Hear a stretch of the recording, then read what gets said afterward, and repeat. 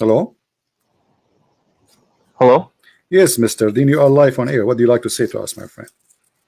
Assalamu alaikum. Wa alaikum assalam. Um, I was just watching, and it's impressive how much you know about Islam. But I was curious, the title is the Quran or the Bible, where is the truth? The title of the stream, I want to know how do you know the Bible is the truth? Well, this is a question maybe you should ask yourself first. I mean, how you know the Quran is the truth? You are a Muslim, right? Questioning Muslim. Not Okay. Well, my friend, when I say the truth, first of all, do you believe that God, he is a good God or he's a bad God? He's good. Okay. So the good God, is he going to teach you to do bad? No. Okay. Does the Quran teach you that you can rent a woman? It's called temporary marriage. Muta? Yeah, the muta. It does. Okay. So how God is the good God? When we say the good God, this means he teach me good ethic, correct? Yes. Okay. Do you think, with my respect to you and your family, I'm not saying something to insult you, please forgive me.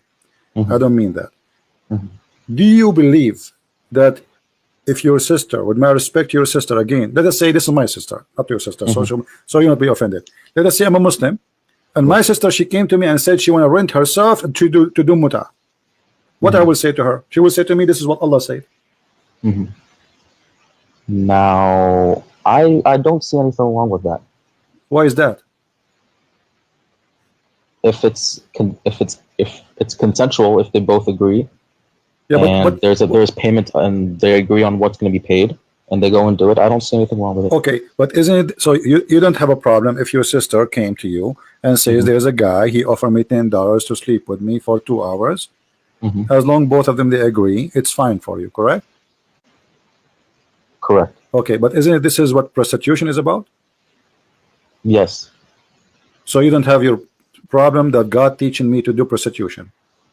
No, no problem. Why is that? What is your logic? My logic is that if that's what she wants to do, and if it's not rape, or it's not forced on her, if it's consensual and there's a agreement and she wants to do it, then yeah, but fine. Okay. So why Muhammad, he says if somebody commit adultery, beat him? What is the difference between adultery? At least adultery, let us say a man and a woman, they see each other, maybe they love each other, and they have sex, they commit that sin. So why, if you and a woman, she agree with payment, it's okay, but the women who don't take off her panty for money, she will be punished? What the difference? Both of them are not married.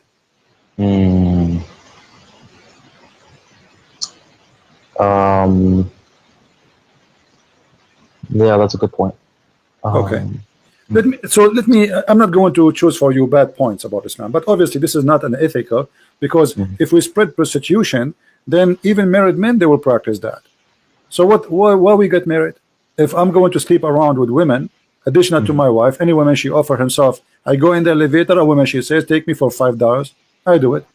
Okay, so what kind of society we will have? Right? You're right. Yeah. Okay, now if I am a person, what Allah is expecting from me and what I am expecting from Allah, can you help me in that? What Allah expect from you to do, and what you expect Allah to do for you? Allah expects you to pray, and to follow His orders. To pray to whom? And you pray to Allah. Okay, did the Prophet order you to pray for Muhammad? You're not praying to Muhammad. He's part of the prayer, but he's not. You are praying for Muhammad, but not to him. I understand, correct? Right. Okay. So why you need to pray for Muhammad? Because he's the one who sent the message. Okay. But isn't it, do Muhammad need your prayer? Did Allah bless Muhammad already Is Muhammad No, going so to heaven? no, you're not praying. I don't know what you mean for Muhammad or to Muhammad. I don't know where all this is. At the end of the day, it's praying to Allah. Okay. You speak Arabic, right? The not classical, the slang Arabic. Okay, I will read and you help me if you don't understand. إن الله وملائكته يصلون على النبي يا أيها الذين آمنوا صلوا عليه وسلموا تسليما. Allah and the angels are praying on Muhammad. Allah, he prayed to Muhammad, but he on Muhammad, actually he prayed on Muhammad. Now, but Allah, he prayed for who or to who?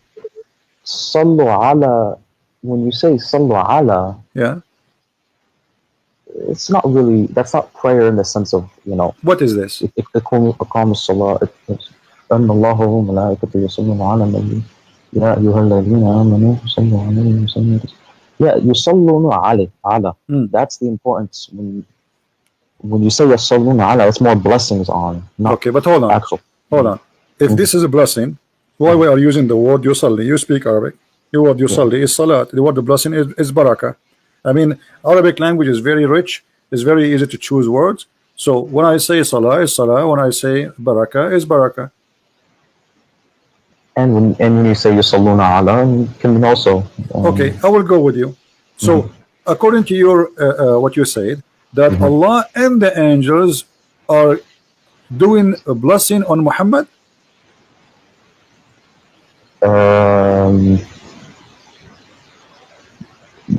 Yeah. Okay, I will go with you. So if Allah already blessed Muhammad, what the angels can do more? Where is the blessing coming from? Is the blessing coming from the angels, from me, from you, or from God? The blessings, I mean, at the end of the day, if Allah wants the blessings, they'll happen. That's it. So if Allah blessed Muhammad already, why I need the angels and the believers to bless me? Allah, he blessed me, I'm blessed, that's it. The rest, they are just numbers, they mean nothing.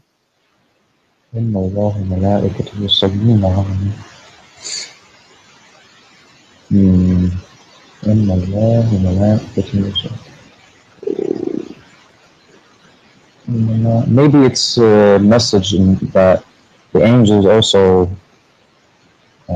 Okay, let me make it more simple for you, my friend. Now, let us make a circle here. I will make a circle, and this is Muhammad in the middle. All right, we will put Muhammad in the middle, and now we have Allah. This is Muhammad here. Now Allah is sending a blessing. All right. So let us say here we will type the word Allah. We will make it letter A, actually A. This is Allah. All right, and this is the angel. We will make it A2. And this is the Muslims. We will use the letter M. Perfect. So who is left? The whole universe now is busy doing one thing. Muhammad became the center of the universe, and Allah, the God, supposedly, he have nothing to do except sending a blessing and stop, because in Arabic it says yusallun. It is a continuous verb. You agree? Yeah. Okay. Allah praying or blessing, as you say, and then the angels sending blessing to, as you said, and the Muslims sending blessing, as you said. The whole universe is busy just doing one thing, praying to that dot. So what Muhammad did, he reversed the God from him being the prophet for being the God. So now Allah is exist to do one thing. He is praying for Muhammad. Angels are exist for one thing, praying for Muhammad. Human mankind, they are exist for one thing, to pray for Muhammad. So who is this man Muhammad? Yeah, I see what you're saying.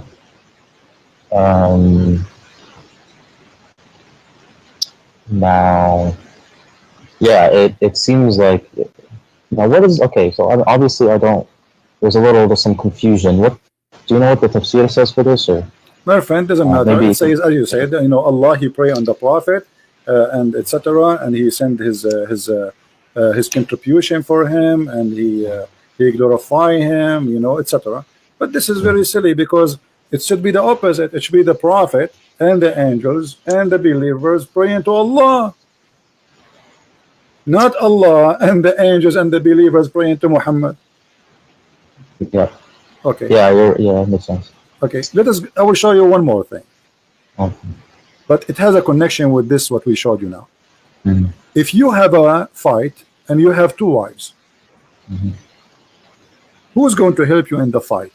How many people you need to take your side? If you have a fight with, Let us say you are two married. wives, You are married to two women. You know, do you need an army? Do you need who's going to help you? I don't know. This is between you and your wives. This is something personal. You do not need anyone, right? Aren't you man enough? Correct? I'm not married. No. I'm not saying that. I'm saying, isn't it the man Okay. is enough to? Isn't it the Quran chapter 4 verse 34? It says, "الرجال قوامون على النساء." The men are in charge of the women. So Yes. if a man have a fight with his wife, he is the one should deal with it, right? Not somebody else, correct? Yeah. Okay, read with me this. Muhammad. Let us choose different translation just to make it more simple. Because this guy he add too much spice. Here we go. Muhammad he have a fight with two of his wives, Hafsa and Hafsa and Zainab, I think. So the Quran making a story about it, that if those two women they don't repent, Mhm. who is going to take the side of the Prophet? Because two of them they are against the Prophet. Look how many. If you don't turn into repentance to him who? Allah, Right. your heart are indeed inclined, which means you became a kafir. Mhm. Look who is going to take the side of Muhammad in this fight with two women.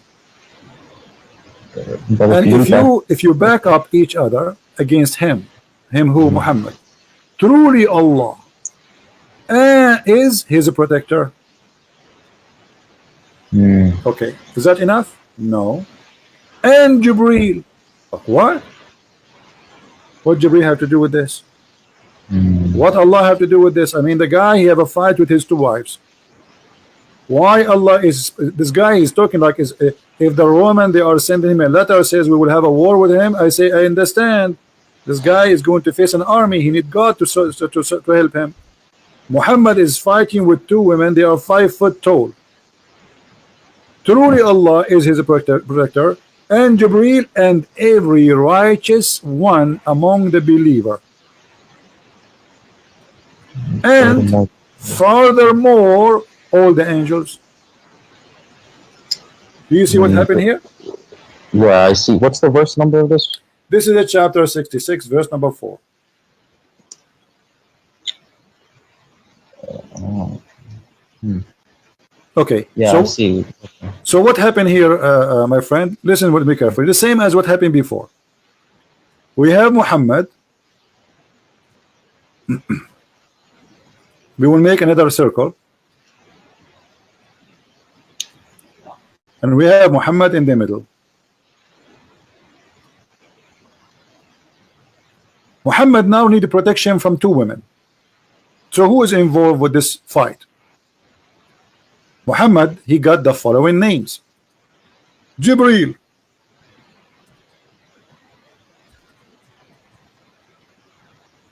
we will call him J. Mhm. And Allah, we will call him A. Mhm. And Muslims, we will call them M.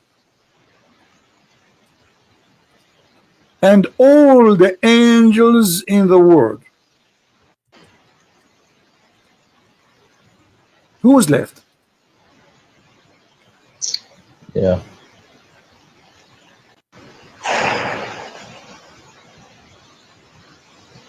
What is this? Yeah, This guy, he became the center of the universe. Look like this universe have nothing to do with except Muhammad and his two wives.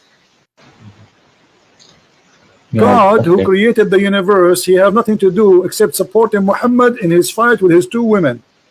Not only that, and Jibreel, he will come in a special mission. He will take side with Jibreel. I'm with you. You know, Jibreel, please protect me from those two women. Jibreel have 600 wings. Extremely huge angel according to Muhammad, to the point he covered the horizon. Is that enough? No. And every single believer, Al-Qaeda, ISIS, Mujahideen from everywhere, Pakistan, Indonesia, you name it. And not enough. And furthermore, all the angels. All of this to support a guy in his fight with two women. Yeah. Maybe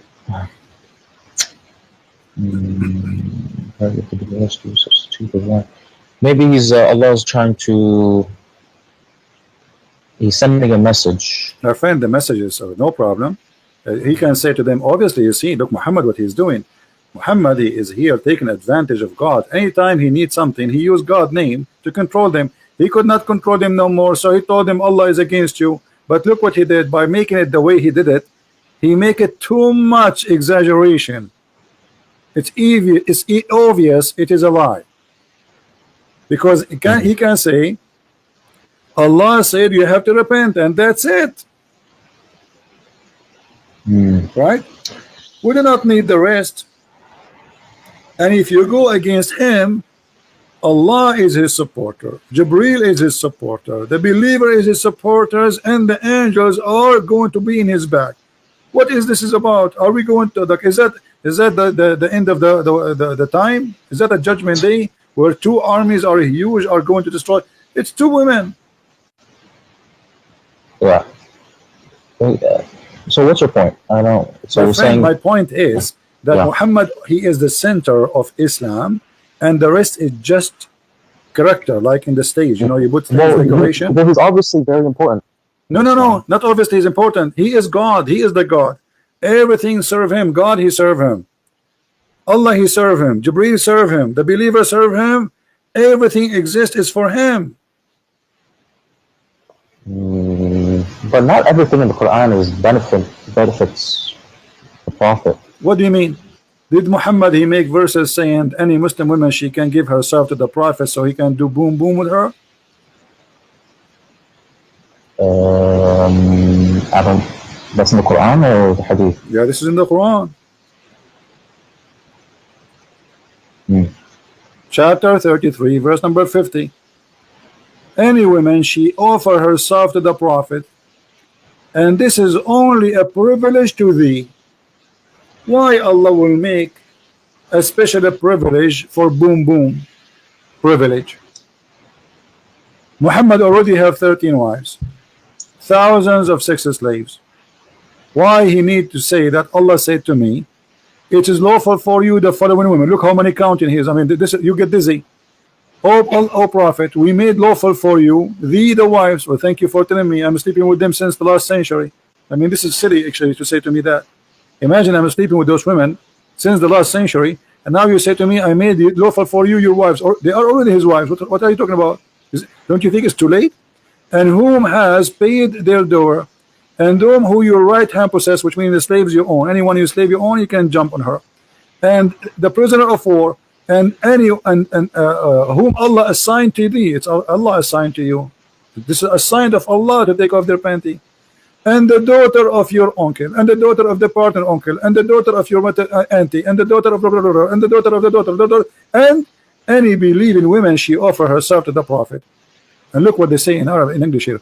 And any believing women who dictate her soul. Her soul? I thought people dictate their soul to God. Wait, where does it say? Which one for you? Where's the soul? What? It says there in English. Oh, okay. Okay, now. Dedicates her soul to the Prophet. The Prophet wishes to God is done for thee, not for the believers. It's a privilege only. This is all is a privilege only to Muhammad. So do you see how he used God so he can make his own privilege, and most of them they are about sex and money? Mhm. What does have to do with God, my friend? What do you think?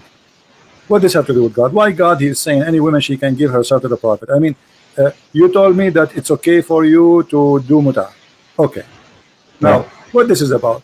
A woman she is giving herself as a gift to a man to sleep with him, and this is not for everybody. That's just Muhammad. Why Allah is so much concerned about the happiness of the private part of Muhammad?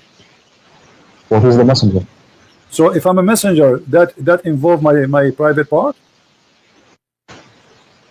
Um,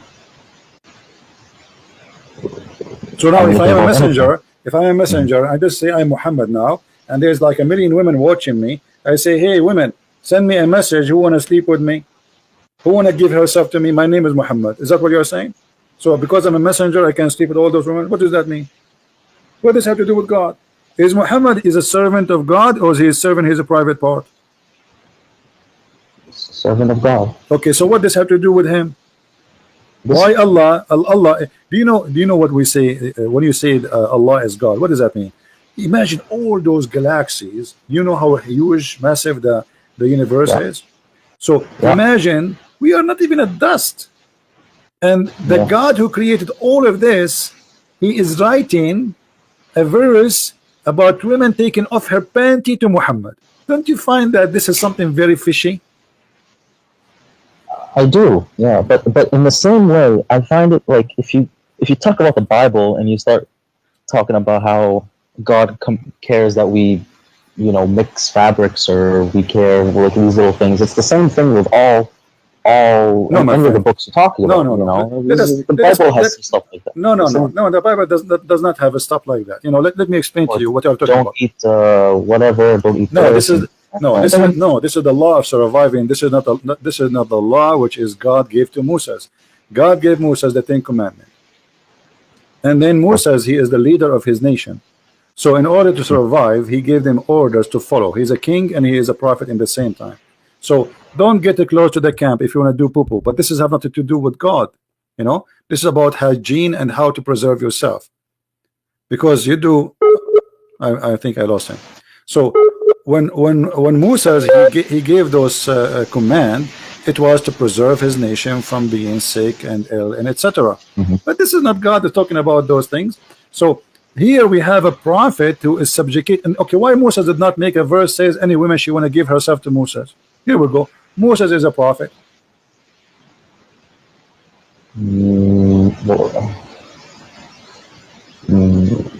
Why Isa did not do the same? Why Abraham did not make the same? Why any of them did not make the same as Muhammad? Why Muhammad is unique when it's come to sex and money? I mean, maybe they did. We just don't have their words. No, show me where. Neither in the Bible, neither in the Quran it says that.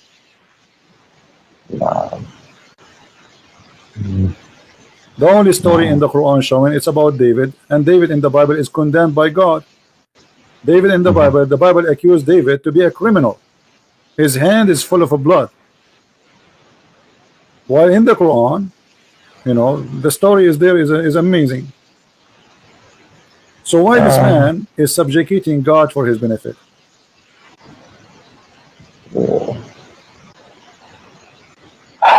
Yeah, see, I see what you're saying. But there's, it's maybe, I mean, it's in there for a reason. It's and it obviously a lot of people believe. So that's. All right. I just have to read. I have to read into it more. I gotta wake up and see what I gotta. In chapter 36, verse number 21, it says, "Obey those who ask no reward for themselves." Do you see it? I follow those who.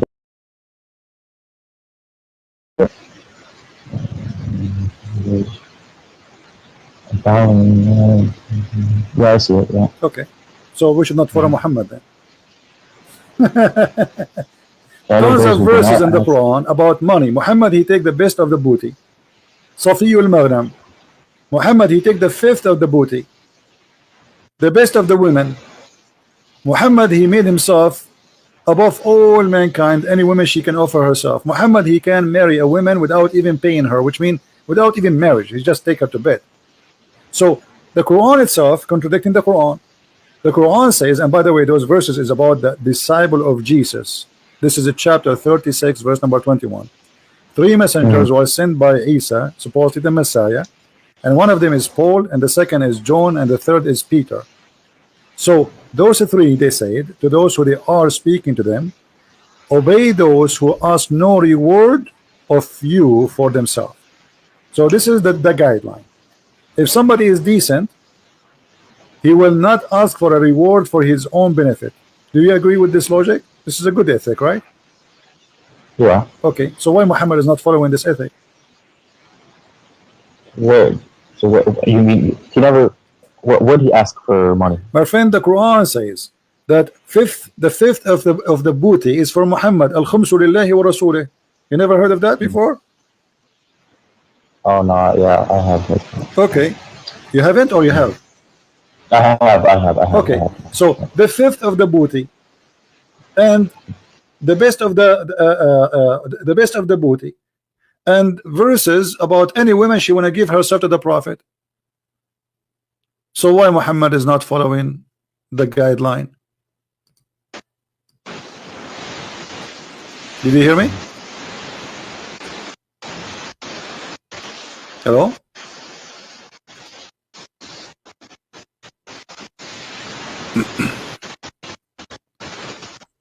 Hello?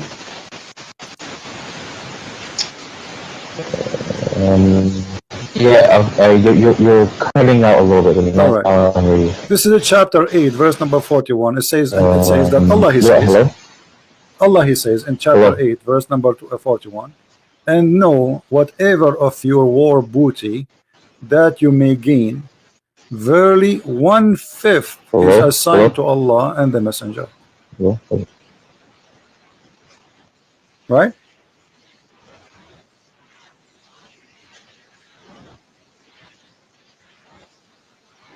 And this is a theft anyway. Yeah. So how we can make two verses work? One saying that follow. Yeah, he have a bad connection. You can tell. Maybe he's in the Middle East or something like that. So obey those who ask no reward for you. Right? And this is what even Paul he was saying. Like they accuse him of lying. He says, if my lies is to glorify God, what lie I am doing, right? I'm not asking for any reward for myself. This is from the Bible, actually. Muhammad is copying it. If we go to the interpretation, we will find that this is about Paul and Peter and John. So ask not or follow not those who ask you for reward. But Muhammad did not follow this verse. Muhammad did the opposite. No, he's an Arab. He's not an Indian. How is an Arab Indian? You're funny.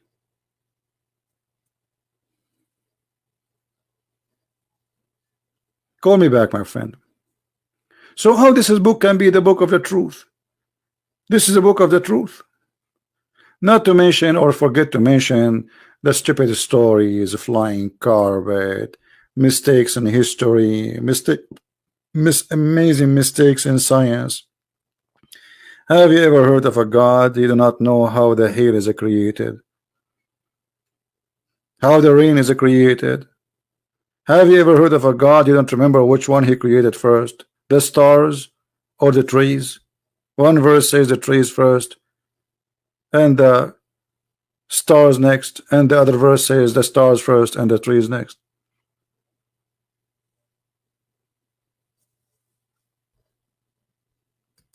Yeah, I think this guy, he will leave Islam soon. Let us call him back.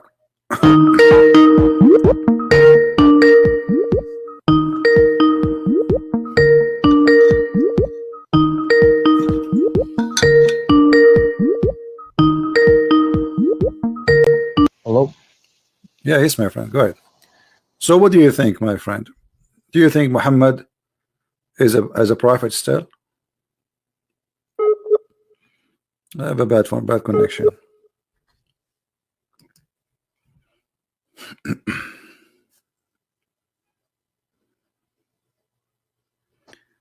David, one more time you say that, I will go to block you. We are serious. We are not joking around now. Do you hear me, my friend? No, Mr. I don't. Dean? You have a bad connection.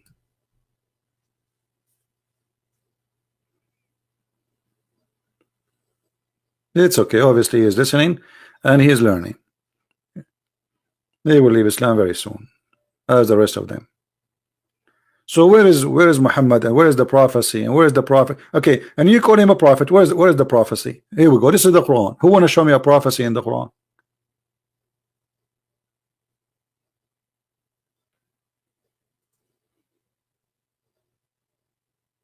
Who is a Muslim want to show me a prophecy in this book? Who is a brave Muslim? He is willing to call me and say, hey, I'm going to show you a prophecy.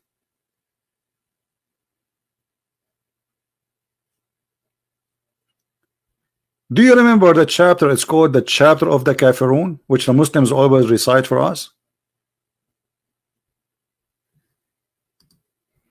In Arabic, the name of Jesus, there's no Arabic name for Jesus. It is Yeshua, which is the same as Yeshua. This is the Hebrew name. There's no name in Arabic. If you go to a chapter of Al-Kafirun, this chapter alone is enough, and the Muslims always they mention to us this chapter, Al-Kafirun. They are so excited to say it to us. Look what is this. Oh, you kuffar, I worship not that you worship, but those people, they worship Allah already. Those pagans, they worship Allah. So what do you mean you don't worship what I worship? Number one, stupid mistake. Nor I worship, you worship what I worship, but they worship Allah and he worship Allah.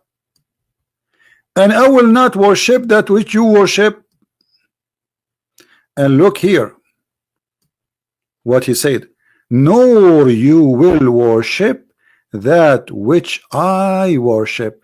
And you know, anyone knows why this is a disaster? This verse alone? Who knows why this is a disaster? Who remember why? Let us see how many of you is doing his homework. Why this verse is a disaster? Big disaster.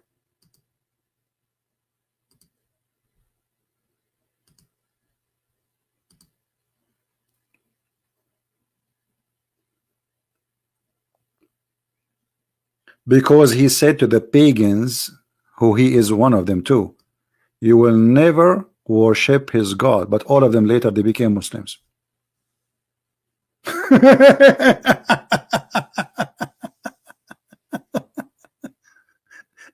You see how you say to them, and you will never worship what I worship. If Muhammad is a prophet, he should say, and you in the future you will see, you will worship what I worship. That will make it a prophecy. But Muhammad, he said, and you will worship وَلَا أَنْتُمْ عَابِدُونَ مَا أَعْبُدُ.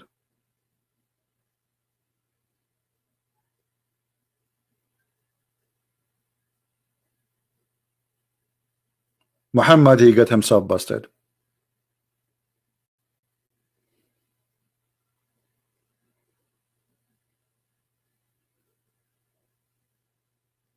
What do you mean repeat again?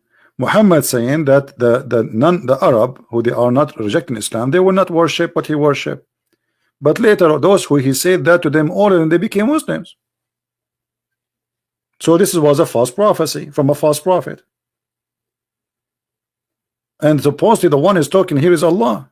So there is no way Allah is God, yet you do not know that those people in the future they will become Muslims.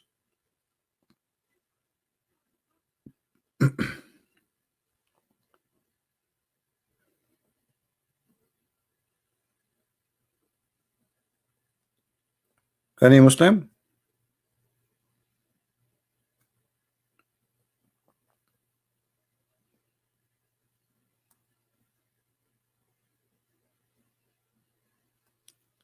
So those Muslims who come to us, Let us summarize again what we learned today from the beginning. What we learned today? We learned that when a Muslim he come to you and he come and he say the Bible is corrupted, don't defend.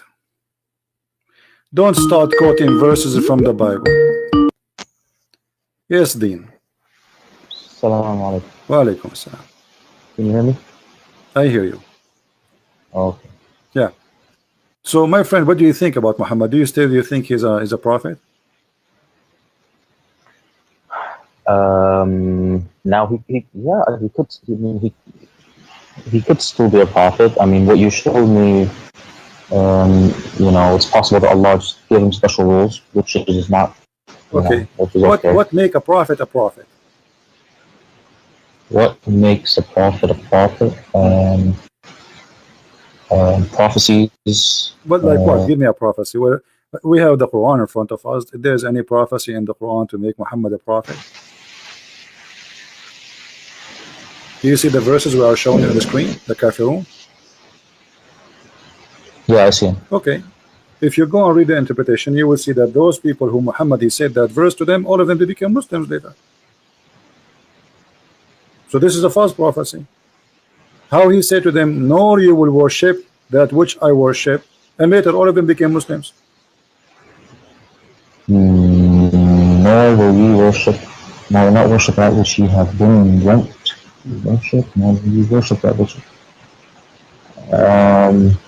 So he's saying you won't worship which I worship, and then maybe they become fake Muslims so they don't get killed. If I say to you, you will never become a Christian, and then after 2 months, and I claim to be a prophet, and then after 2 months you became a Christian, that's mean I'm a false prophet.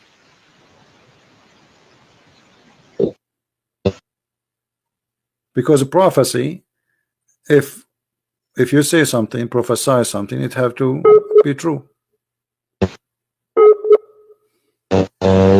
Yeah. Yeah, but this is a false prophecy.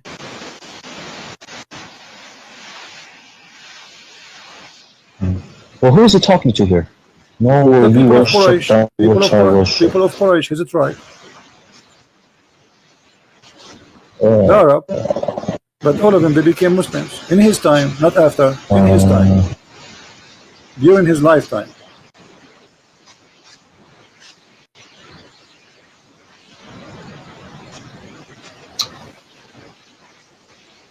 Okay, what the prophecy Muhammad he gave in the Quran? Maybe they become fake. Do you remember Muslims anything? They don't want to get killed. Forget about this one. Do you remember anything Muhammad he said became a prophecy, come to be true in the Quran?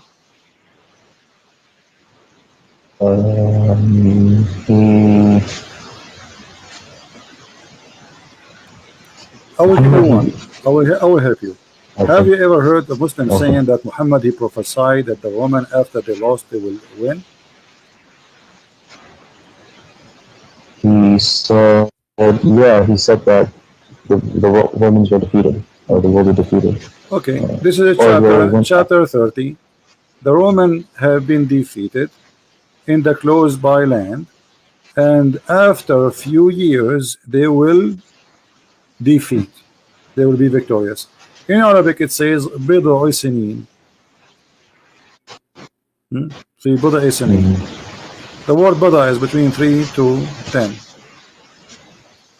Based on the history, that will be wrong, because it took many years after that, more than 16 to 17 years for the Roman to accomplish. However, the hadith says, and this is what the Muslim they say to us, remember, it's not me. The hadith says that Muhammad he said that verse after the Roman became victorious.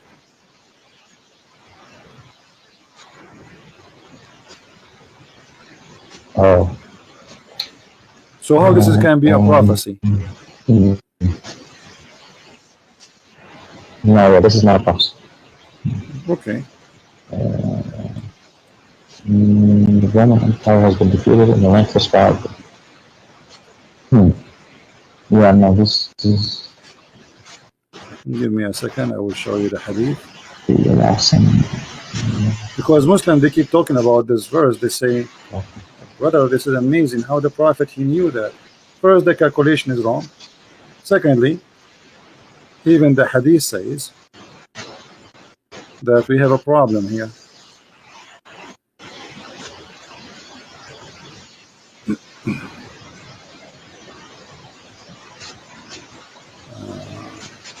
Second.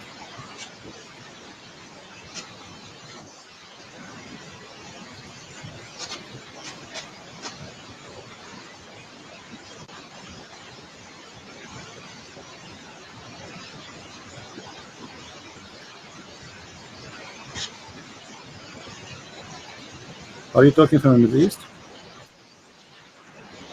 No, I'm in the US. Why you have a very bad connection?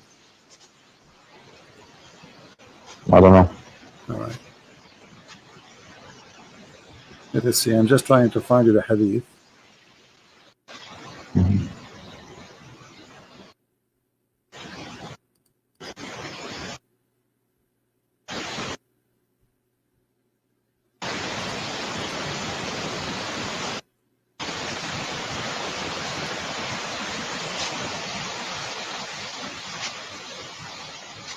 For some reason is not opening with me. Okay, I will get it.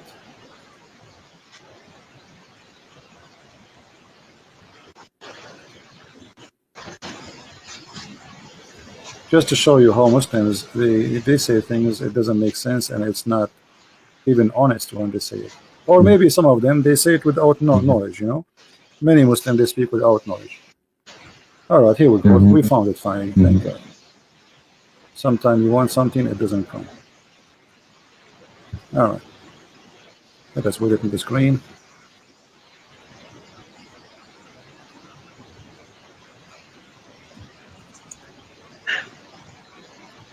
All right. Do you see the screen? I see your books right now. All right. What about now?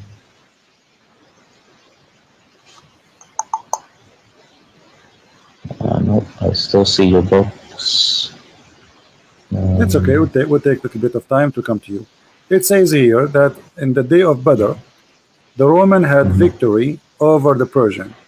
So the believers were pleased with that. Then the following verse was revealed. So the claim that this was a prophecy, Muhammad, he said that verse before it was a lie. Yeah. Okay, I still, can you give me which hadith it is? I want to read it. This is Jami' al-Tirmidhi and it is Sahih. It's Sahih? Yeah. Oh, here.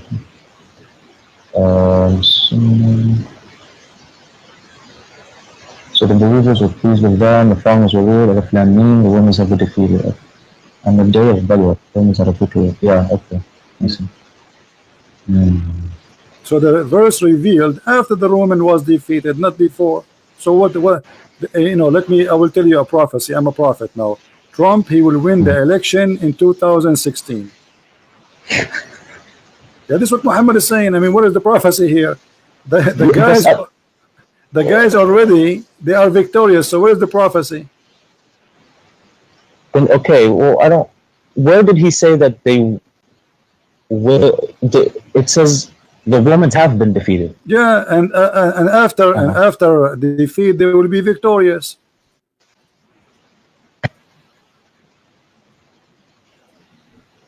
Oh, okay.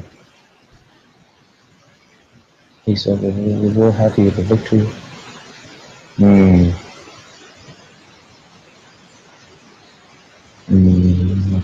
Yeah. But I don't really. This one I don't hear is like the big. Forget about this. Did you hear about the Muslim? They say that there is science in the Quran. Oh yeah. Okay, what can you give me? Do you remember anything? There's the Big Bang and biology. Choose one. Which one? Which one? Give me one, and we will talk about it. The Big Bang. Big Bang. What is the Big Bang? Do you know what the Big Bang is? Yeah, all the matter in the world was in one ball, and then 13 billion years ago it expanded. Okay. There's explosion, correct? It was explosion, yeah. Yeah. But you see, the Muslims, they quote for us this verse in the Quran saying this is about the Big Bang. Don't the unbelievers see that the heaven and the earth were joined together? Okay, does it say here, don't they see?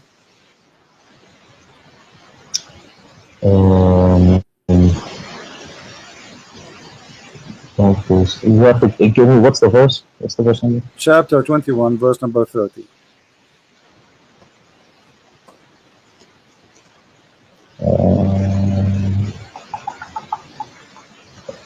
Okay, yeah, I see. Okay. Don't the unbelievers see? Okay, so he's talking about something they can see, correct? Yeah. Okay. Did any of us see the Big Bang?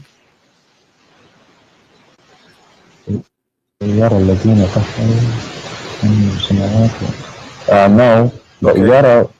Alam yara? Didn't they see? Didn't they see? Correct? Didn't they see?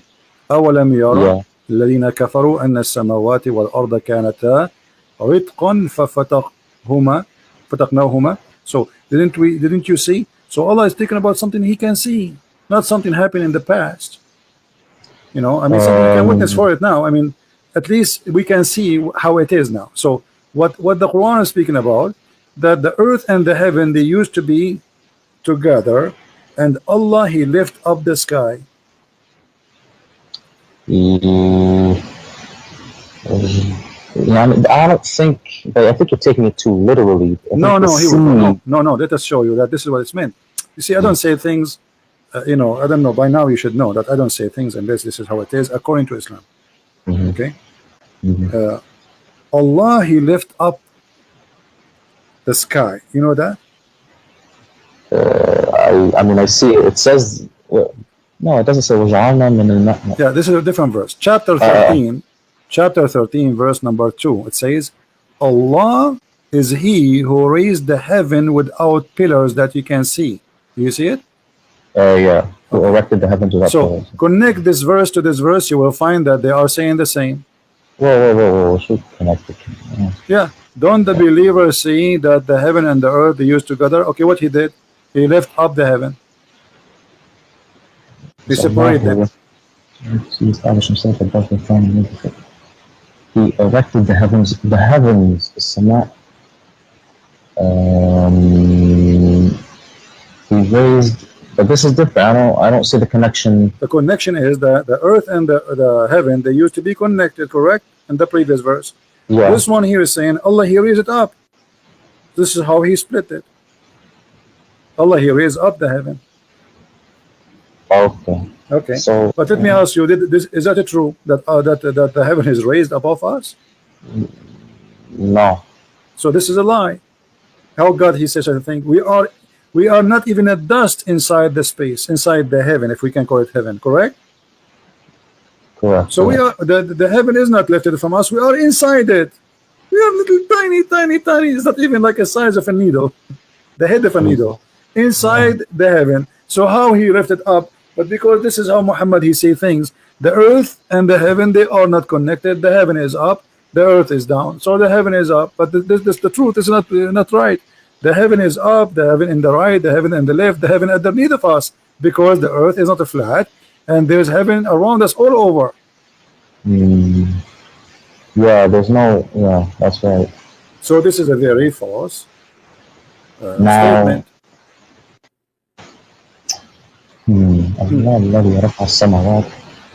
Yeah, so that's it's. I think you're taking this too literally. My friend, I am not the one. You see, you have to read the interpretation of the Muslims. Okay, look at this. Allah, He is the one الذي مد الأرض. مد. What the word مد mean? He spread it to expand it. But this is mean it's flat, correct? In Arabic we say the madda is the carpet. Yeah. Okay. So He made the earth a carpet, and then He placed in the top of the earth mountains. Does it say that? Yeah. But is it true that mountains are something placed in the top of the earth, or the mountains are coming from the magma? Well, they come from the tectonic plates pushing against each other. Well, there's under two the- ways. Either it's a Yeah. volcano, Oh yeah. which yeah, is the yeah. magma, or it is the tectonic plates because of a pressure between them. This is correct. But which mean in both way, it's not. It's coming from inside the earth, not something we place in the top of the earth. Correct? Correct. Yeah. Okay. So the But Quran here is giving false prophecy. Muhammad No, I- prophesying how God He made the earth. He placed mountains firm in the top of the earth. I don't. But he's not saying. That's because it looks that way. I don't. It's not literally. No, my friend, this is literally. It's about how God he's speaking about mountains, how He created them. This is not. It's not up to you. And you can read the Muslim interpretation. This is not my interpretation. You can read Ibn Kathir. You can read Al-Qurtubi. Okay. You see, I will take advantage of one thing. That's because you know Arabic. You know the hail, right? Al-Barad. Oh hell yes. Yeah. Yeah. Okay. Mhm. How the hail is created? It's cold air. I don't know exactly. So you don't believe that hail is something God He break from mountains in heaven? Break from mountains in heaven? I mean, no. Okay. So read with me, because you keep saying to me you are taking it literally. Read with me. Then give me. Here we go. ألم ترى أن الله يزجي سحابا ثم يؤلف بينه ثم يجعله ركاما فراق ودقا يخرج من بينها. Then he says وينزل من السماء من جبال فيها من برد فيصيب به من يشاء. Allah is talking how He make the rain, and now He's talking how He make the ice. Okay, where the ice is coming from? You speak Arabic? Yeah. Okay. He sent the hail from mountains, and because he keeps saying to me you are taking it literally. Okay, let me show you what the Islamic scholar says. Whatever the Muslim scholar they say, I will take it, no problem. Here we go. Just to show you this is what it's meant. That's not me saying this and saying that. So if we go to the Quran interpretation, which is made by the Muslims, not by me, we will find the following. Let us see what it says.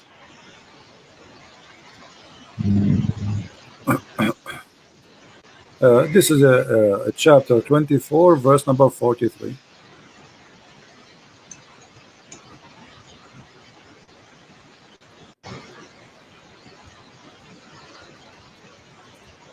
And we will show it interpretation according to Islamic understanding, not ours. We don't do what the Muslims do. Muslims, they try to explain the Bible to us the way they like. We don't do that. We show them what they themselves they see about those verses. Yeah. Okay, let us see. Verse number 43, and here. All right. You heard of Al-Jalalain, correct? Yeah. All right. Here we go. This is Al-Jalalain, and this is the official government website of the Kingdom of Jordan. Let us see what it says.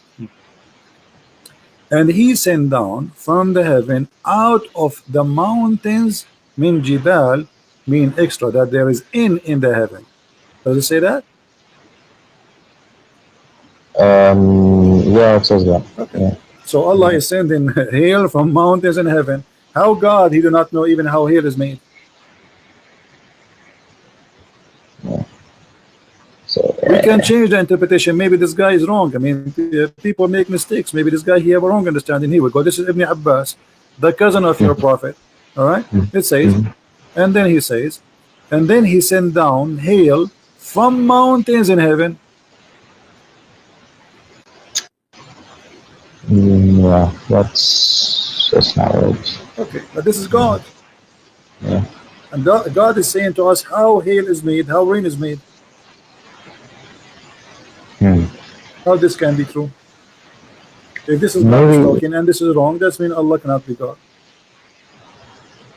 Yeah. Give me another miracle, scientific miracle. Forget about all of this. Until now, we prove nothing to you. No problem.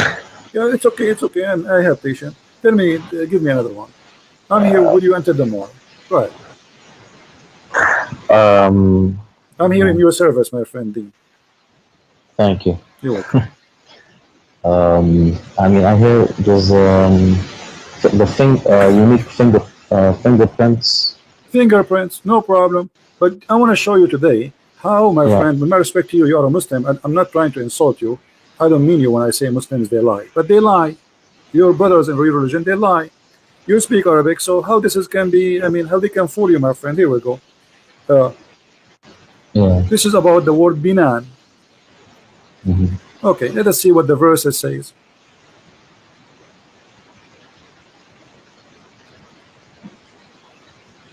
Chapter 75, verse number 4. It says, aren't we able to put together his fingertips? But this is about his bones. The fingertips is the bones. This is not about fingerprints. What fingerprint? Allah is saying, here we go. Does the man think we cannot assemble his bones? No, we can. Even his fingertips we can. Yeah, that's right. It doesn't say fingerprints. So they lie. You see, it's about bones. They make it about the skin. But they are assuming nobody will go and check, and nobody have a brain to you know, people they take it like, you know, it's like a fast food, McDonald's, you know, take sandwich, give sandwich, brother. Prophet said, Allahu Akbar, Alhamdulillah, MashaAllah, Alhamdulillah, Takbir, Takbir. Yeah, this is the comedy we see. Nobody want to use his brain for a second. Yeah, I'm looking through these translations. A lot of them, I'm trying to read the Arabic, and yeah, they keep adding stuff. My friend, the Arabic is so clear. أيحسب الإنسان أن لن نجمع عظامه بلى قادرين على أن نسوي بنانه. So he's talking about, do you think the human can, he think we cannot put his bones together? No, we can, even his bones, because the fingers, they are very small. Like, you know, maybe you can put the big bones together, but those are very small, the hands, you know. So this is what it says. And look how they fabricate just to make it look like as a science. So the verse is speaking about, and not only that, we can go to the interpretation. Let us go to the interpretation, because maybe Christian Prince, he get it wrong. Maybe you get it wrong too. You know, let us see if there's a fingerprint here. Chapter 75, verse number 4. I mean, those who make those claims, they are official liars. They are liars with certificate of PhD. They have no shame. Here we go. This is Tafsir Ibn Abbas. Is it about bones? Yeah, it seems like it. So why they lie? I don't know. See, I hear this stuff from just my parents and. Okay, my friend Dean, forget about this one, man. Maybe we can find something else. Give me one other one. Give me, hit me. I will stay with you until the coming year, and I guarantee you, everyone you give me is going to be busted, and everybody, and including you will laugh with me at it. I'm laughing at you now. Yeah. I don't know. There's so much. The embryology. That's wonderful. The embryo. What is that? Which verse do you know? There's many verses. Let me help you. Maybe you are talking about this one where it says backbone. Alaqa, the one about the Alaqa. Is that the one? Yeah, it's yeah. Okay, but this is a hilarious verse. Thank you for mentioning. Now, me and you now we will have heart attack from laughing. Read with me carefully. Yeah, read with me carefully. This is the Quran, and this is what the Muslim translation is, not my translation. It says, then we made the nutfa. What is a nutfa, Dean?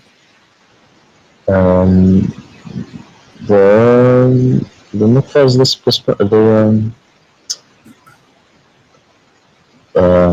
nutfa is the sperm. That's wonderful. We made the nutfa into a congealed blood, alaqa, a thick of a congealed blood. Okay, do you agree with that, Dean? Have you ever heard of a scientist says that the baby is made from nutfa, and the nutfa will become a baby, and that how it happened? The sperm became blood, and then the blood became a lump, and then the lump became a flesh or bones. What is that? In which science is that? Where we can find this science? The sperm of the man go to the women and fertilize the egg. The one will grow is the egg. It's not the nutfa, correct? Well, yeah, there's the egg. Yeah. Yeah, the egg will become the one cell. It's a big cell. The cell became two. The two became three, etc. You know, so it's not the sperm will become what this guy is talking about. He's saying that the sperm of the man will become a congealed dead blood. Now, yeah, when you mix it into a pot, you mix that into, but it's not wrong. It's wrong, my friend, because the sperm does not transform to be anything to do with the baby. The sperm activate the egg and deliver the DNA message, and that's it. It dissolves.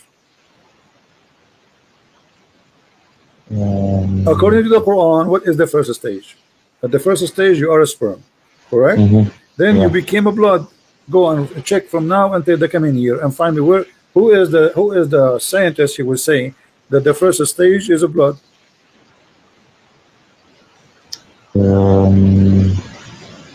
I mean, there is blood. My friend, yeah, for sure we have it, but not the sperm will become a blood. I mean, the blood, you will have a blood after you have a system. You should have nerves first. Oh yeah. You know, so you have to have. I mean, you have to have veins. So like when we have a blood, we have a supply. The blood is a supply, correct? And that is something will provide us with food and oxygen, correct? Correct. Yeah. Okay, but here in this stage, there's no need for food. I mean, the food is provided in different way from the womb of the woman. The egg is connected, even after you are born, still you are connected to the mother, right? Right.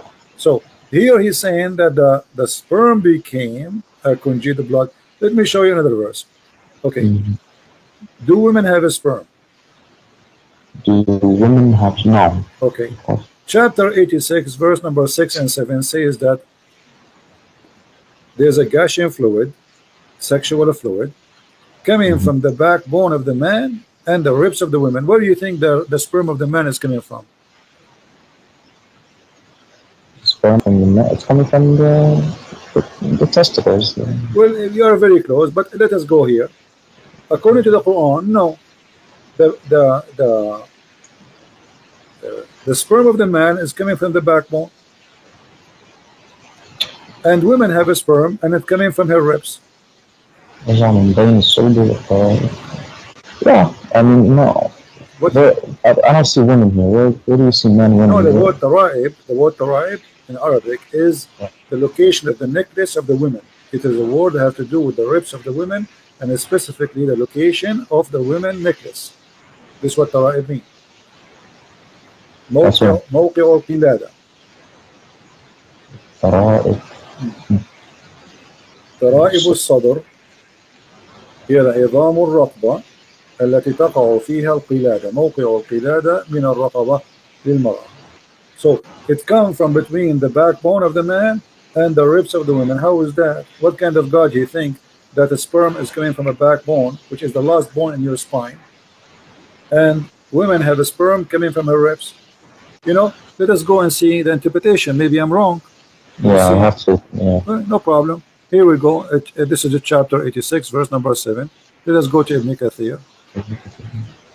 You heard about Ibn Kathir, right? Yeah, he's the big one. Yeah, he used to be in my school. Oh. Here we go. This is Ibn Kathir. Let us see what Ibn Kathir he said. Now the Muslim, they will say to me, what the Muslim they will say now? They will say Ibn Kathir is an idiot. They will say he has no understanding. Yes, they will say that, but just to save Muhammad from being exposed, they will say anything. Look at this. This is Ibn Kathir, and he is explaining the verse. Let us see what it says.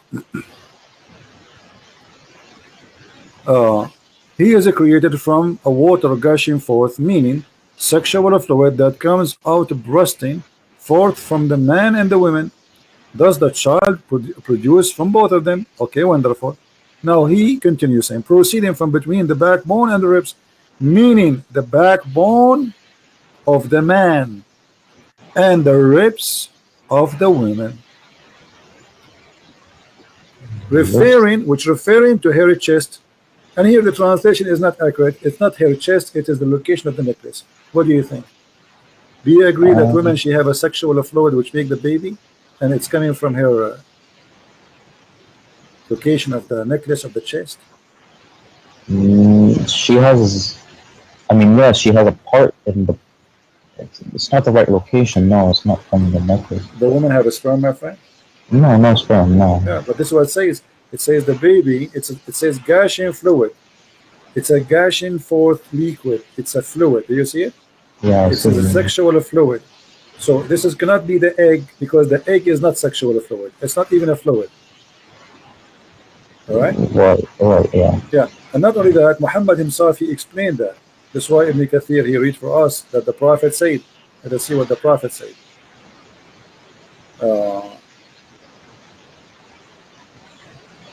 There's a hadith where Muhammad said, explain something. Let's see. Where is the hadith? I hope they did not take it off, because they do that. The Muslims, they are trying, yeah, they do that actually. There's a hadith where Muhammad, it's in Arabic, I can show it in Arabic.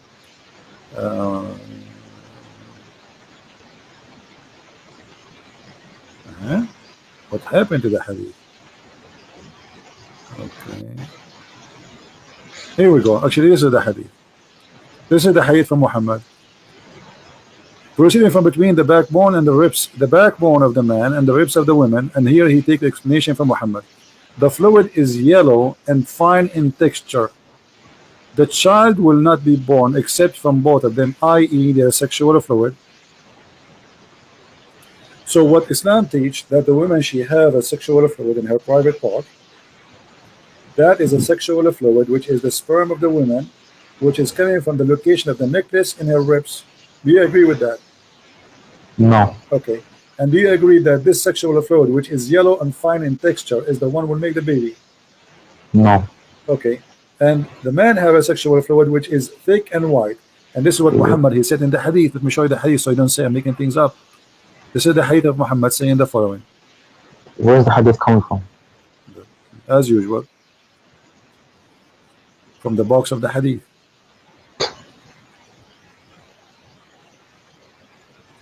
Here we go. This is your prophet explaining the same thing, and this is Sahih. I came to the prophet. Okay, no, this is not the one. Here we go. Let me show you the Sahih.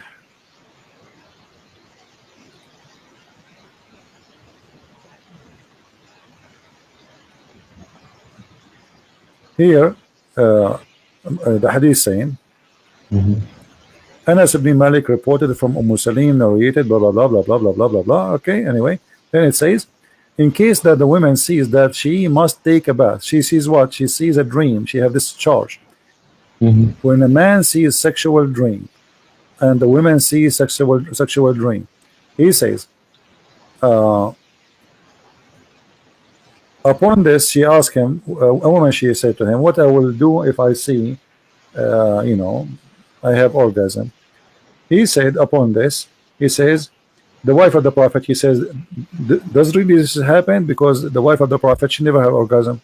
So she looked like Muhammad is not doing a good job in the bedroom. Otherwise, Muhammad, he says, yes, it does happen. Otherwise, how can a child resemble her? Man discharge, i.e. sperm, is a thick and white, and the discharge of the women is thin and yellow. Do you see it? So the one resembled comes from the one who you know, his orgasm comes first. In different hadith, the translation is more accurate. It says the one who comes first, he controlled the resemble the look of the baby. Here we go. This is the hadith, and this is Sahih. Read it. Yeah. The messenger of Allah said, the man water is thick and white, and the women water is thin and yellow. Which of them comes first? That child will resemble the parent. Yeah, that's that. I don't think that's not right. Is the hadith is Sahih? Yeah, sahih. This is very sahih. But I mean, yeah, I don't. Well, It's my not right. friend, Dr. Muhammad, he knew best. Come on. We have to admit, me and you. Dr. Muhammad, he now, this is why if I get married, because by the way, I look very ugly. So if I get married now, I know, because I don't want my son to look like me, and he will shoot me. Actually, he will shoot me immediately after the second he is born. So he look at me like he might go back where he came from after he see me. So what? By the wisdom of the Prophet, Alhamdulillah, now I will never have orgasm first, because I want my son to look like his mother. You know, actually, he will not like his mother, because he can't be a son. Because Muhammad here, he mean too, not only resemble as a look, resemble as a gender. I can show you the other hadith. It says, so if the one who comes first, if the man come first, the baby will be a boy. If the women come first, the baby will be a girl. So according to the Majesty Dr. Muhammad, who is getting his knowledge from Allah, the women orgasm will decide, or the man orgasm will decide what the gender of the baby and how it will look like. But all of us, we knew that this is stupid. And look, Muhammad, he made it clear. He said the water of the man is thin, the water of the man white and thick, correct? Yeah. He called them both water. And then the water of the women is a thin and yellow. And which one of them come first, that water will decide how the baby look like and his gender. But all of us, we knew that the sexual fluid the woman she have in her private part, if she is having sex, this has nothing to do with the baby. Yeah, nothing. And I remember another hadith that says Allah actually chooses the gender and then whether they're disbeliever or believer in the womb. Exactly. So I have to look. Here Muhammad, he is getting himself busted. So you are helping me. I'm going to hire you as an assistant now. So because in that hadith it says that Allah, he sent an angel, right? And then he write the destiny. But look, Muhammad, in that hadith, you see, there's something I like about your prophet. He cannot keep his mouth shut. So look what he said. Do you know how long the sperm of the human being can live? A couple of days, maybe? 5 days. Look what Muhammad said, my friend. I mean, your prophet is amazing. Look at this. Your prophet, he said, he said, not me, remember, don't curse me. When the drop of semen remain in the womb for 40 or 50 days. Look, your prophet is very honest. Like he is not sure, like 40, 50. I don't remember what Allah told me, 50 or 40, 40 or 50. 40 or 50. I mean, what kind of a prophet this prophet is? Where he got the number 40 and 50 from? And then, so you stay. And by the way, it doesn't say. Yeah, it says actually 40 or 50. And 40 or 50, you as a sperm. And then the angel come and he says, Lord, good or evil? The guy is a sperm. Now you are thinking of, so you are a sperm, and now Allah is deciding what you will be. All right. In different hadith, actually, Muhammad, he said the following, which is getting more funnier. Because you are 40 days you see here as a drop of semen, and then you became a clot of blood. Yeah. And then at the end, Allah will decide male or female. Do you see it? Last thing. You see it? I see. Male or female. So the last thing is the gender. According to science, actually, gender is decided right away by the sperm. The sperm, when it go inside inside the egg, fertilize, and that sperm decide the gender is not what he's saying. According to Muhammad, the last thing is the gender. Here you will see the same. You know. Look, all those hadith, they are saying the same. Read this one with me. This one is fantastic. This one we can make movie, me and you, about it. If you have money, we can we can ask Sylvester Stallone to be the, we make him go back.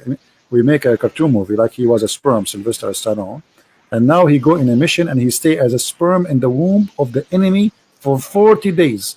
Look at this. Yeah. In the form of a semen for 40 days. Then became a clinging, it doesn't say, it says alaqa, a congealed blood, for the similar period. So you are now 40 days as a sperm, and then 40 days as a blood, and then 40 days as a lump of a flesh, and that's it. The total is 120 days. The baby is done.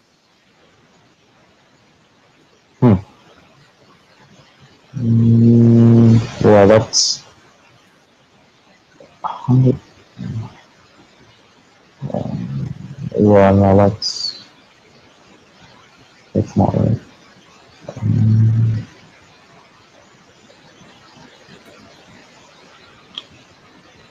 And this is reported by who?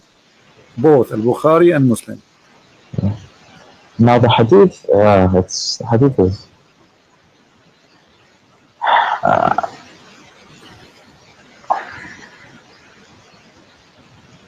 yeah, I don't like the hadith too much. You know, The when Quran, you see, I showed you the hadith to confirm what it says in the Quran, remember, right? Yeah, I know, yeah. So because I want you to say, because you said to me you are taking it literally, etc. So I'm I showing know. you, this is what the Muslims understand it, and this is what Muhammad himself, he said.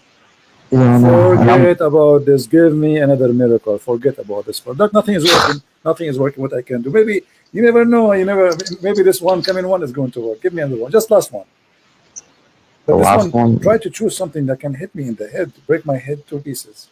the last miracle, I mean,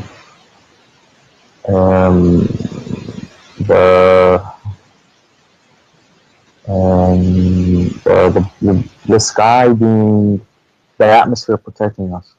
That's wonderful, my friend. The Quran says the atmosphere protecting us. From what I remember my parents telling me this. Yeah. My friend, you speak Arabic there. You should do better. The Quran says the opposite. The Quran says that Allah وَجَعَلْنَا السَّمَاءَ سَقْفًا مَحْفُوظًا. So what is protected is the sky, not the earth. From who? Let us see. And now you will die laughing with me. Don't die on me. Chapter 67, verse number 5. And indeed we have adorned the nearest heaven with lamps, and we have made such a lamp as missiles to drive away shaitan. You see it? So we guarded the sky. He guarded from what? From shaitan. So it's the opposite. It's not, because the atmosphere is something in the space trying to get in the earth, correct? Yeah. Okay, here's the opposite. Shaitan, he will try to go out of the heaven. Allah, he will shoot him. Now you might say to me, this is not clear for me. Can you confirm it? Let us confirm it in different verse. This is all his fairy tales, where Muhammad, he claimed that Shaitan, he tried to steal information from Allah. I don't know if you know, you know about WikiLeaks? WikiLeaks, yeah. Yeah, this is Allah. Shaitan, here we go. Look. So, وَجَعَلْنَا وَحَفَظْنَاهَا, and we have set, we made the sky zodiacal signs in heaven, and we made them fair, seeming all beholder, and then and we have guarded those in the sky from every cursed devil. Do you see it? We have guarded them from every cursed devil. Yeah. Okay. But so if any try to gain hearing by stealth from Allah, like he wanna spy, is pursued by a flaming fire.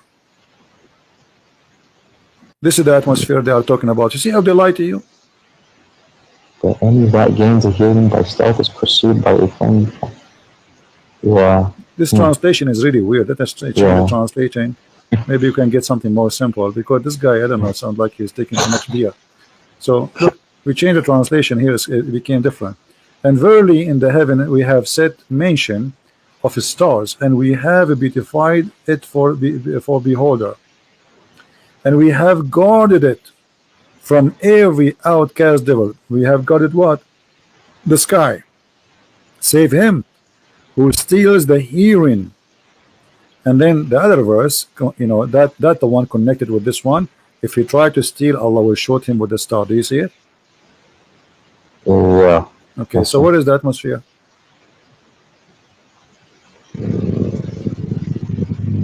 Yeah. And here there's a mistake. You see, the same verse here, they say that this is about the atmosphere, but the verse saying that the stars is located in the nearest heaven. That's mean if this No. is, but yeah, it says the lamps in the lowest heaven. Yeah, okay, I see. The Yeah. lamps, missiles. And the shaitan, he live in the earth. So Allah, he showed shaitan by a star. Do you know how big the star? Yeah, there's no. This is all his fairy tales for kids. I mean, come on, you are smarter than this. You really believe in this? Shaitan, he will Yeah, steal information no. from Allah. He want to spy. Allah showed him by. So Muhammad trying to explain what was those things we see in the sky, especially he live in the desert, so he can see a lot of it every night. You know, they are living in the dark. There's no electricity. So anytime go outside, you will see the sky dark, black. You see nothing. So he look at the sky. He see those stars coming. He think those are shooting stars. He think those are really stars. And Allah shooting this the shaitan trying to spy at Allah, brother. Boing boing, like Star Wars. Yeah, Yeah, I see. I see. yeah. So where is the Yeah, I don't see anything. See, yeah, see, the thing is, I don't look in. You know, I just kind of hear what people tell me. I don't really look into actually reading the verse, but I'll have to go back and do some more reading, really try to understand. Yeah, you know your stuff, well, let me see the sky سقفا محفوظا. Allah, he made the sky like a canopy in the top of a mountain called Qaf. You know do you know Qaf? You heard of Qaf? No. Okay, did you hear about the chapter? It's called Qaf in the Quran. Oh, chapter. Yeah. Qaf. Okay. Yeah. Qaf. If you ask a scholar, okay, what does Qaf mean? He says this is an azure mountain which is surrounding the earth from all direction. All right. Okay. So this is. Let us go and see the interpretation. Here we go. From the narration of his authority Ibn Abbas, this is Tafsir Ibn Abbas, chapter 50, verse number 1. It says the following: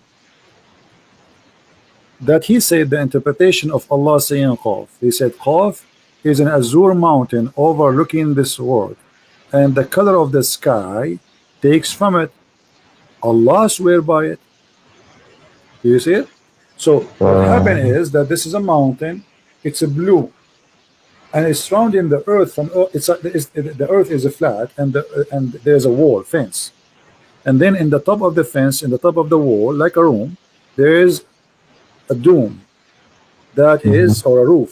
That is the sky, and the reason the sky is blue because of that mountain. It's clear. I mean, what's wrong with you? Come on. Isn't it clear? Doesn't say that, or I'm saying that? Yeah, and there's a mountain overlooking this world, and the color of the sky takes from it the lost world. Yeah, true story, brother. This is a pure science, Islamic science. Yeah. Yeah, I've never heard of this one, but yeah, that's. Do you have more miracles? Well, Come on, Dean, leave Islam, my friend. You are smarter than this. You are trying to, okay, well, obviously I can tell you, you yourself, you are not convinced for a second with this madness. I've questioned it before, but I've never, I've never really actually looked into the miracles. Yes. My friend, anything, you see, bring me anything about this cult. This is the most silly, stupid cult ever you can imagine. You speak Arabic, so you have an advantage. You see, they can fool someone. He don't speak Arabic. He know nothing about Arabic. They can say things that not exist there or fabricate. But you speak Arabic. I mean, how is it? And yeah, that's the biggest thing. I'm looking at the translation, and they're not. They keep adding stuff that's not in the Arabic. So no. It is in the in the translation, correct? Yeah, but actually, but do you know that Ibn Kathir in Arabic is like disappear totally in English? There's hundreds of pages from Ibn Kathir in Arabic is taken away from the English translation. I can't find why. They took it off. Anything would look embarrassing for Muhammad. As an example, the story, if you go to read Ibn Kathir in English, read the story about Al-Gharaniq. You heard about Al-Gharaniq, right? When Muhammad, he says the 3 daughters of Allah, their intercession, it's a must. So All the story there in the Ibn Kathir, what happened exactly, is gone. You open Ibn Kathir in Arabic, you speak Arabic, open Ibn Kathir in Arabic, open Ibn Kathir in English website, and read, you will see it's gone. Huh. The story of him bowing down is gone, the story what he said is gone, everything is gone.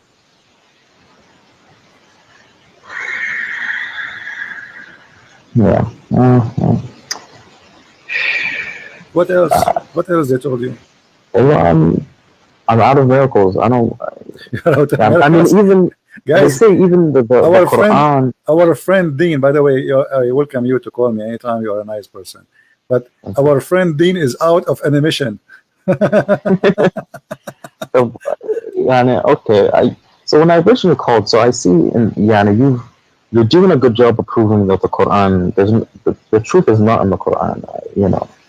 I see that, but now a lot of the stuff you can also turn on to the Bible, and I don't know where the truth is in the Bible either. So that's where I'm. My friend, let us take it step by step. So, Okay. did you decide to leave Islam? No, I haven't. But you just said the truth is not in the Quran. You just said that. Well, and that's what you're.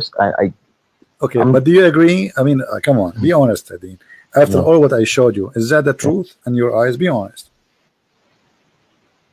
Is what is written in the Quran, is that the truth? The sperm became a congealed blood. No, And- from what I've seen, it's what you showed me and what I've looked up, it's wrong. Yeah. Okay, so let us first come to a decision. Islam is yes or no, and then we can go to the Bible.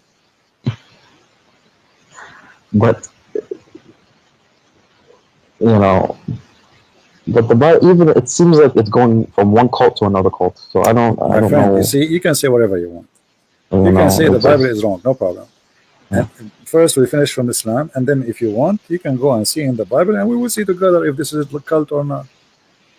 You see, the problem is when somebody try to speak about the Bible, you know what the Bible is first? It's a collection of 66 books. Yeah, but what it is? It's people.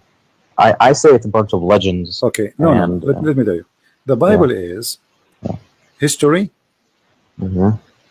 history of a man, stories Okay. of the man, Stories, okay. and the words of God, which mean there's parts where God is talking, and there's big part where he said, she said, this king he said, this prophet he told this person. So stories, all right. So Okay. if you want to judge God, you judge God by his teaching. Where's The that? rest, which mean, okay, Jesus said to me, do this. That is God. For me, Jesus is God. All right. Okay. Now, if there is a story about a king fighting with other king, this is history, and it's written there because this is the history of the Jews struggling with God, disobeying or obeying. So the Bible is very honest and writing history. As an example, when David disobeyed God, the Bible says David disobeyed God. As simple as that. So it is a history of sin, people committing sin against God, people commit sin against each other, people doing bad and good. That part is for us to learn about history. However, there's a part where God he speak. So when you want to judge, you judge what God said, not what I say. Let us say I was exist in the time of David. I enter upon David. I say, David, you are blah blah blah blah. Okay, and then the one who they are collecting the history, they wrote that in the Bible, because we as a Christian, we don't say the same as Muslim. The Muslim, they say the Quran, every letter there is written by God himself, correct? Right. No, for us we don't believe in that. For us, we believe that the word of God is in the Bible, but in there too there's man history, which means this is a book written by the man about God and about the man. So there's a stories about the man, and there's a stories coming from God, same things. God he gave orders. So God said is God said, man said is man said. Okay. Now, how do you know it's coming from God? It says there. It says So because it says it's coming from God, that means it's coming from God. My friend, okay, yeah, The but Quran yeah. says it's No. You see, from God. but So why do you- you can prove easy what is what is can be from God, what is not. Just the same. We can use the same method we use here. Like the Muslims. The problem with Muslims, they have like stories of like they say to you, Samson he left he lost his power because he cut his hair. But this is not because of his hair. This is about it's about sin, the same as Adam. He lost his eternal life because he commits sin. So he have an absolutely amazing power to live forever. He is in heaven. That power is taken from him. So all the Bible is from the beginning to the end. Even the stories, which is, you can say literally, we can take them. Those stories are spiritual stories. Even the names of the Bible are spiritual names. As an example, when we say, you can go right now, you can do this, when you have time. Check the name of every name in the Bible. You will see they are not names. Not a single one of them is a name. It's a sentence. It's a statement. It's a spiritual statement. God is with us. God is all hearing, like Ishmael, Abraham. Abraham is Abraham, the one who crossed the river, the one who crossed from the other side. Moses or Moshe is the one who survived the drowning. So there's no names in the Bible. So the Bible is very, very deep book. So what some naive people try to do, they go and read two words and they think this is just we learn the Bible. The Bible is not just what you think. It is very extremely deep. If you go start from the book of Genesis, go right away, and then if you read even the books of the names of the sons of Noah, you will find that all the names of the sons of Noah are speaking about Jesus. You imagine even their names speaking about God will come down to the earth. There's 10 names, and those names all then they present the story of Christ. But when we read them, because we don't speak the language and you don't know what they mean, you think it's just a name. Yeah. So the Bible is different story. Quran is just somebody, when you've been in a school, maybe the teacher, she asks you to make something to put it like in the wall in the school, you know what I mean? Yeah. This is the Quran. It's a bunch of kids putting papers in the wall, and none of the papers connected to it, like it's suffering from flight of thoughts, while the Bible is extremely deep and amazing book. You can go right now and read. You see, because like when you read let's say the Old Testament. The Old Testament is very interesting book if you like to learn about the background of man and God. But for me, I find it more interesting for me to focus in the New Testament. Why? Because that one is just to teach me things about man was, and then the Bible in the New Testament tell me about I am, me. So because I care for me, and the rest is just to give me a background, then I focus on what Jesus says to me. How we arrive, the Old Testament, all of it is about how we arrive to the stage where the Messiah, he come to us. This is the important for us as Christians. The rest is history. I don't really care if David, he have war. I don't care if, I don't care. This is history. It's gone. Those people are, they are dead, and God will judge them for what they did. So what I care for is Christ, he came to save me, and the rest is history. Christ came. So why do you think, I mean, like you said, we're just a little tiny dust in there's millions of planets and galaxies. Why do you think Christ came to this planet specifically? There's so much more to the galaxy. It doesn't matter. Let us for the sake of argument say that God, he created a human being in many galaxies. God, we believe God is love. Our God have different character from all other religions. So we believe God is love. This is what the Bible says. God is love, literally. So because God is love, that means he created us because he loves us, not because he want to abuse us. And if you love somebody, aren't you willing to go and save that body? You do. Yeah. So it doesn't matter how small we are, and we are nothing for him. But he is an absolute loving. His love, his nature, this is his nature. It's like saying, why love? You say to somebody, why love is why somebody Why somebody he go and he like his family is in the house, he jump inside the house, there's a fire, and just to save his child, he would die there, because this is love, my friend. Yeah. It's something you cannot explain, because it is more than we can explain. God, he created such a thing, for this is coming from him. He is the source of all love. So when a woman, and the other day I saw a video, I don't know if you saw it in the internet, where there is a dog, a female dog. She put her babies in like a hole in, you know, in the ground, and then the ground collapsed. And if you see this dog, you know, they are trying to dig the ground to save the puppies, but the dog, she keep jumping in, and she wanna push the you know, she is so crazy to she's a dog, but yet she knew she's a mother, you know.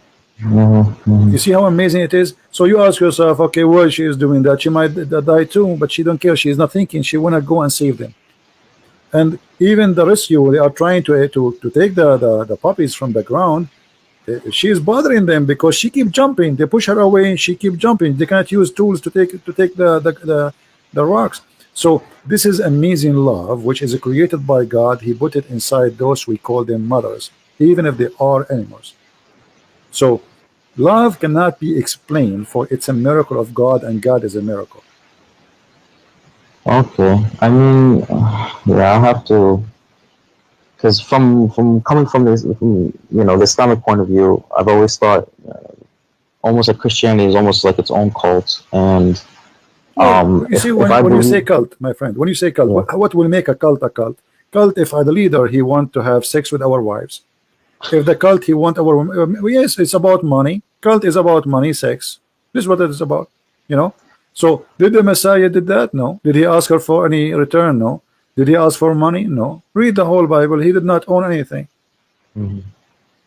He had nothing, you know. And remember, the Messiah, even the Quran confirm, he can raise people from death. Is that true? Yeah. But imagine, my friend Dean, imagine I now today, I can raise people from death. Do you know how much power that can give me in this earth? How many kings will bow down under my feet to bring them back to life? A lot. They will give me all their kingdoms. This is amazing power. So, but yet the Messiah, he have nothing. He never asked for anything. He never asked for money. He never asked for Muhammad. He gave himself a privilege. So this is how you know the cult. The Messiah, he gave himself. He did not ask us. It's the opposite. So how do you know he raised people from the dead? Or how do you know? Well, you know, you see, we as a Christian, we witness miracles in our life every day. I know a lot. Which ones? Give me one example. You can go search right now and see life stories. You can ask people. You know, you want to believe, you don't believe, it's up to you. But God always, he don't leave himself without witnesses. There's tons of miracles. However, the Bible confirmed that Jesus did tons of miracles. Even Muhammad, who is a liar for me, as I believe, he confirmed that Jesus did miracles nobody can do, including even creating from the mud a bird. Which means even the enemies of Jesus, they could not deny who is Jesus. Even Satan, he could not deny who is Jesus. So the second you believe in Christ, you are a different person. And this is the biggest miracle. I know I met people who used to be terrorists, and they became amazing people, peaceful, beautiful people. I know people who they used to be criminals, just because they became a Christian, they became so peaceful, so amazing. So this is a living miracle of a human being, how God, he can change you. But in Islam, the opposite. You convert to Islam, second day you want to join Mujahideen and you want to kill people. Yeah, like a police officer just 2 weeks ago, he converted to Islam. A year ago, a year after, he take a knife, he attacked the police station. Allahu Akbar. I mean, you just convert to Islam, what happened? All his life was a policeman protecting the people. He converted to Islam, he want to do the opposite. So, you know, the Bible says, from their fruits you shall know them. So in order to know which one is cult, don't judge Christianity by me. I am no one. Who I am, I'm not Jesus. I'm no one. So if you want to judge Christianity to be cult or not, go and see the fruits of Jesus. Which are in the Bible.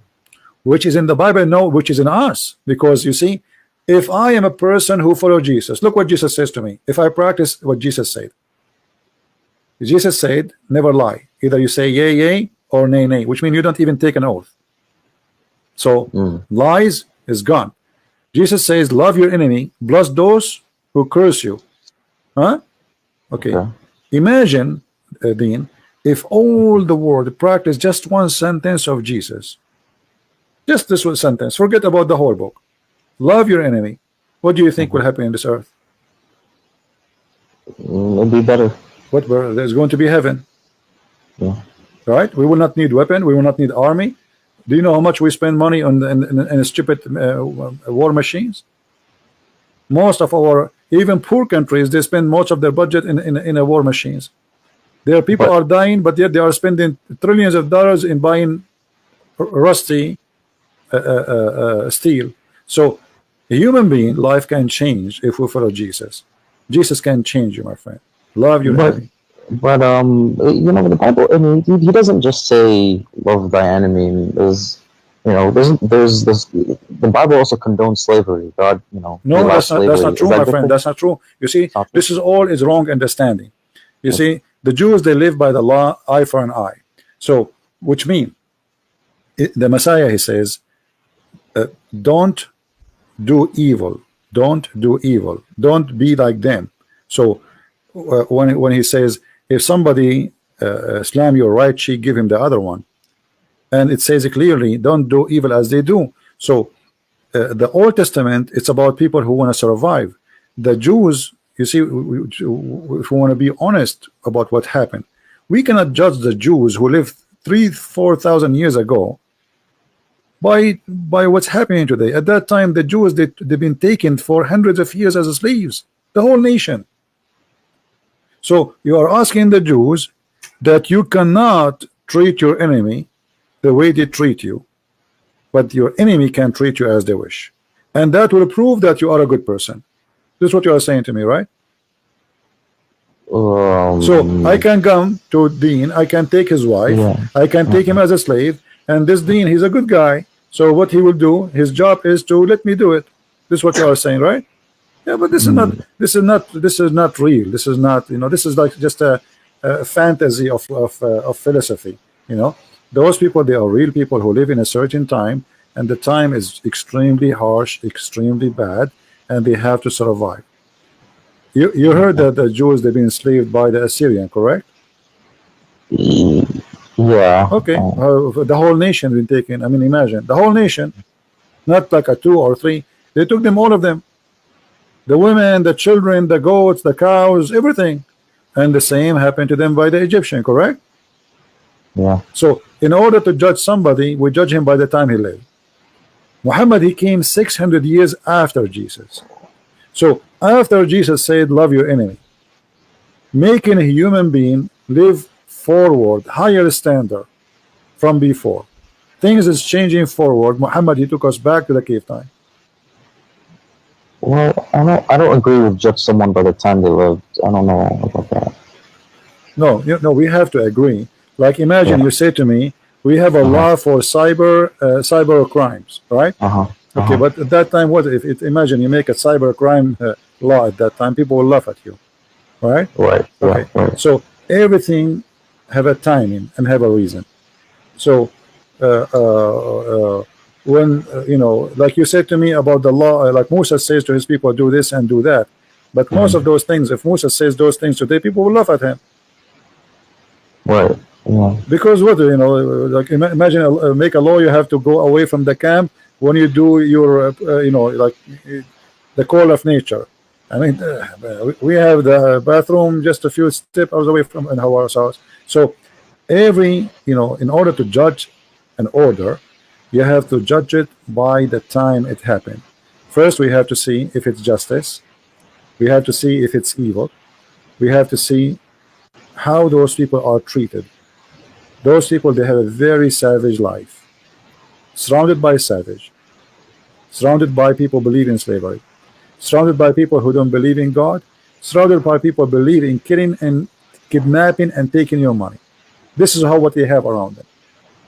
It's like those movies. If you see those movies, fantasy movies, like they show you crazy people, they have very weird hair and they have trucks and guns, and they chase each other and they kidnap them and they put them, make them as slaves. You know those fiction movies. This is exactly what was happening at that time. Ugly, very ugly life. You are not sure if tomorrow will come, and you are free. This is the situation. Your neighbor tribe can attack you and take you as a slave, and that's it. You lost your freedom.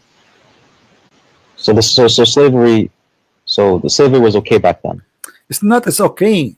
This is what people. This is the evil of the people. They are doing to each other. So you know. Let me show you something from the Quran. You see, Muhammad, because he associated himself with the Jews a lot. So Muhammad, he understood the law of Moses very wrong. Look what he says in the Quran. Look with me in the screen. Muhammad here is trying to be a Jew, but he tried, but he get himself busted. Oh, who you believe, retaliation is prescribed for you in the matter of a murder. So this is a matter of what? Murder. Okay. The free man for the free man.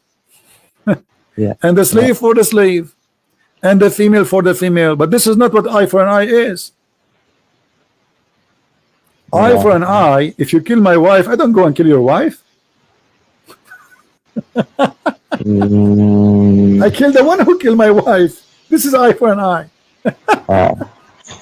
You know what I mean?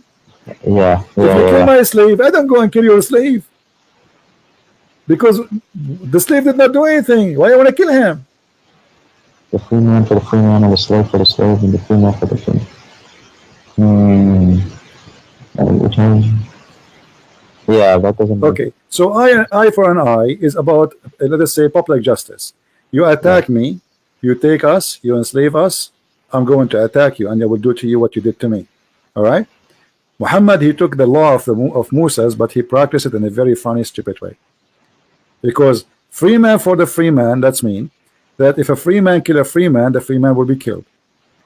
If a free man kill a slave would be killed. Slave for the slave. So a slave he die, a slave will be killed. If you go and read the interpretation, you will see clearly it says, if a free man kill a slave, a free man will not be killed. And then he says female for the female, but this is stupid. What do you mean female? You should say the one who killed the female should be killed. So later Muhammad, when he did this law, people, they start laughing at him. He abrogated this verse. If you ask Muslim, they will say to you, this is abrogated. Okay, why did Allah find himself funny and stupid? Yes, he found himself stupid and people laugh at him. Otherwise he will keep it. Ask yourself, I am a prophet, I make a verse, why after 2 weeks or 3 weeks I will abrogate it? Doesn't make sense. It's not like, you know, if this is a verse was given by Moses and Muhammad came 1,000 years after, I understand there's a huge different timing, as we said, because there's a law match with the timing. But this is the same prophet. After a few weeks he changed his mind because people, they start laughing at him. For this is not a justice. So if you want to understand what people they practice during their lifetime, you have to put yourself in their shoes. Muhammad, he did nothing and he have no God. This guy, he is a stealing law of somebody, and because he didn't understand their law, his law became funny. This is not what Musa said. You know what I mean? So when you see in the Old Testament war, well, those people, everybody his hand on them, everybody want to kill them, everybody want to fight them. So they are living in the time where everybody attacking everybody want to take them slaves. So either you die or they die. As simple as that. This is the balance. You know, the Roman and the Persian before Christianity, they were killing each other for how many years? More than 300 years. Non-stop. Okay, what is the reason? I mean, did the Roman have enough land? No, they never have enough land. They want to take more and more, and the same as the Persian. And then Muhammad, he did the same, and his followers. So all of this is about evil and power and money, and slavery is a source of money.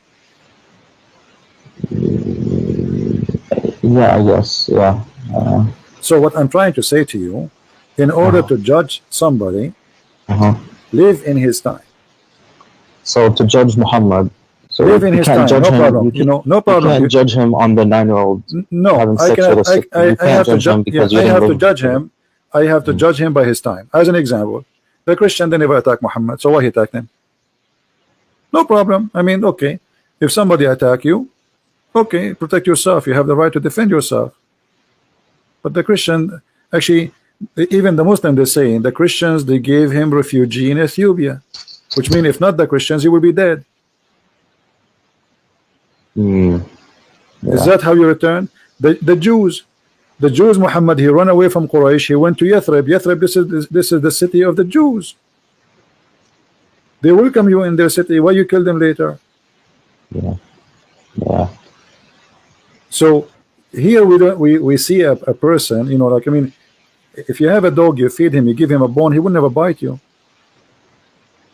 Yeah. Mm.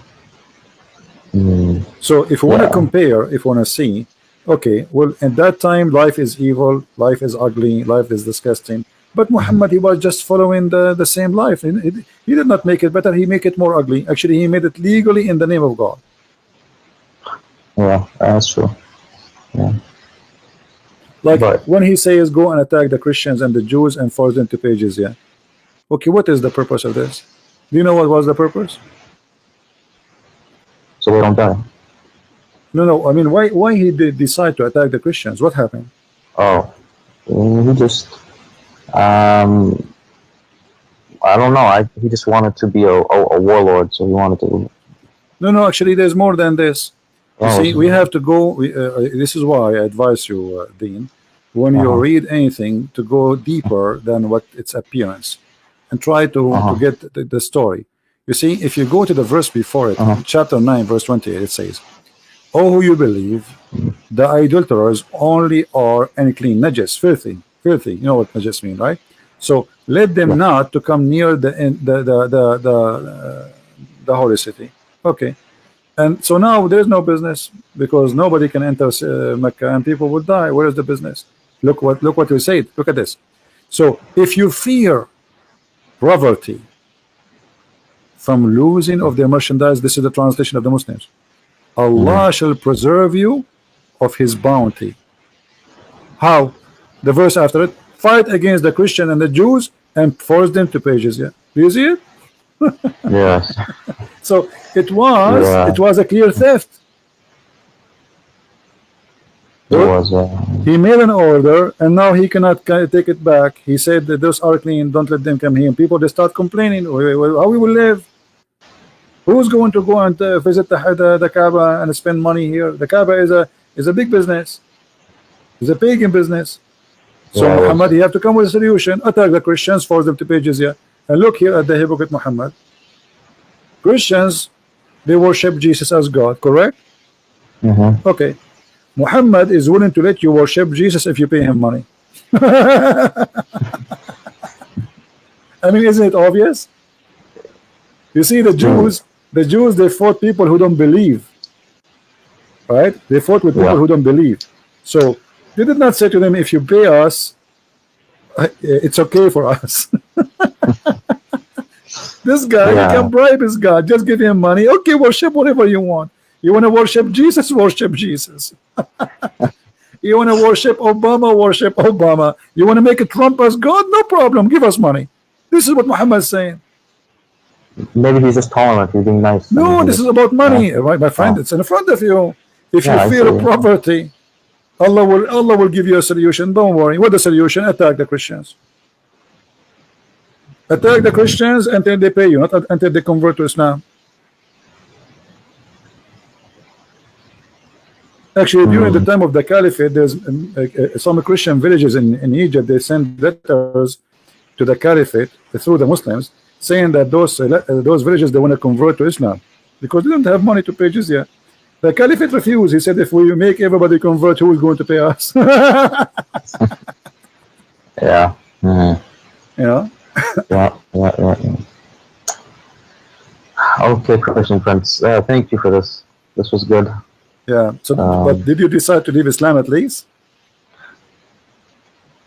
It's I didn't completely decide, but it's almost there. Almost there. Okay. Yeah, You're fun, my friend. okay. All right. Thank Are you shy to say I'm out of Islam? Is that the reason? Are you like?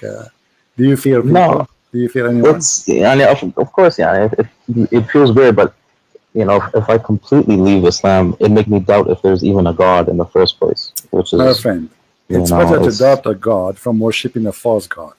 No problem. Who said that it's wrong to doubt that is a God or not? Actually, a great believer is the one first he question if God exists or not, and then you come to a conclusion, and that conclusion will lead you to enter decision, and then the decision will become after thinking, not being blind. You know what I mean? So nothing wrong. Me myself, who said that I'm born as a believer? That's silly and that's stupid. You know, all of us we question, all of us we wonder, like maybe Christianity is false, maybe Jesus is just a normal person, maybe. I ask myself all those questions. So nothing wrong with saying I am out of this, and being an atheist for a second is better than being a slave of God, which is false God, for all your life. I agree. Yeah, I agree. You know, at least free yourself, and then you are a free thinker. Think, be free. Yeah. You know, it's like you know how I can see.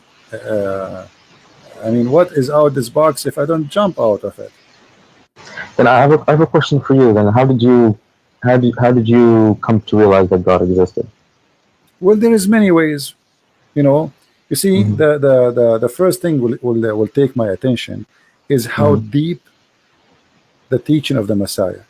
When you read any of his statements, you will see that even though he spoke 2,000 years ago, even though you are reading a translation, which will make it less, let us say, I mean, it's like we lose a lot of you know, let us say, the language power, you know. But it's still, you will see that you feel something. It's like speaking to you about you. It's not about Jesus. If you open any chapter wherever Jesus he spoke, you will find that he is talking to you about today, your life problem, not about something happened 2,000 years ago. Which means this message is very special. It doesn't expire. It's not about certain time. It's about you and God. It's not about all people. It's about you as a person. So speak to you in a very personal way. I never read the Bible. I never read the speech of the Messiah, even though I did read it 100 times. Each time I read, I learn something new, and I feel something different. Yeah, when I read the Quran, I was always feeling something. You know, sometimes I cried too. So maybe because this is under the influence. You cry from what? From this? Yeah, or just listening to it sometimes. My friend, maybe because you are not having a deep thinking. You know, like you know Arabic, right? Read with me carefully. Yeah. Okay. Yeah. You said you cry. I want to make you cry now. Read this. Okay. You see, I did not change the verse. Here we go in front of us. It says, اتخذوا أحبارهم ورهبانهم أربابا من دون الله والمسيح. Disaster. Here we go. I told you will laugh. Here we go. What kind of religion this religion is? This is Arabic? How you say they took their monks and rabbi as gods instead of Allah and the Messiah? Yeah. And then the Muslims, in order to fix it, they say, no. Here Al-Masih go back to the Wa'id go back to Ahbarahum wa Ruhbanahum. I never heard of such a thing. It says it clearly, they took their rabbi and their monks as God instead of Allah and the Messiah. Anyone who speaks Arabic, he will notice the Quran saying that you should take Allah and the Messiah as God. But in the translation is different.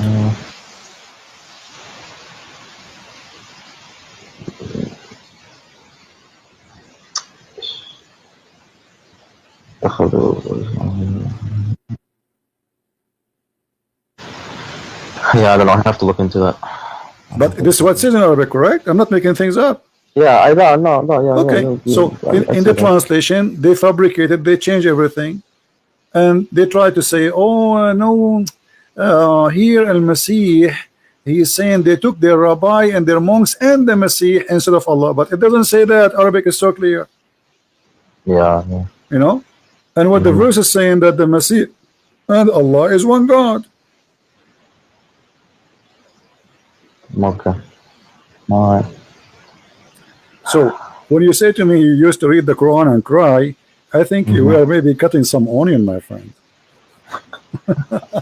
Not even me reading it, just listening to it. You know, they say the poetry. Let me tell it's you, like you see, singing, this is the influence of a nice voice, singing something. If you bring the same guy, he sing. Do you know the story of this guy? What his name? The sheikh who made the chapter. It's called the chapter of At-Tufaha.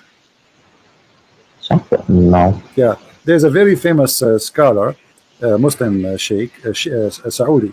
So they have a conference. Let me see, maybe I can find it for you on YouTube. Hold on. So you know, they want to show them how powerful the Quran is.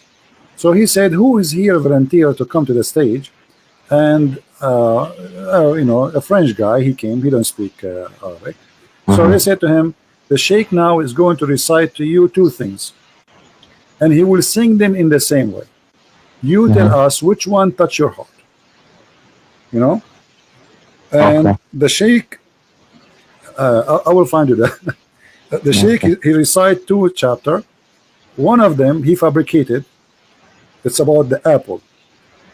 All right, and the other one is the Quran. And then he asked him, which one touch your heart more? The French guy, he said the chapter of the apple. Here we go. Do you see it in the screen?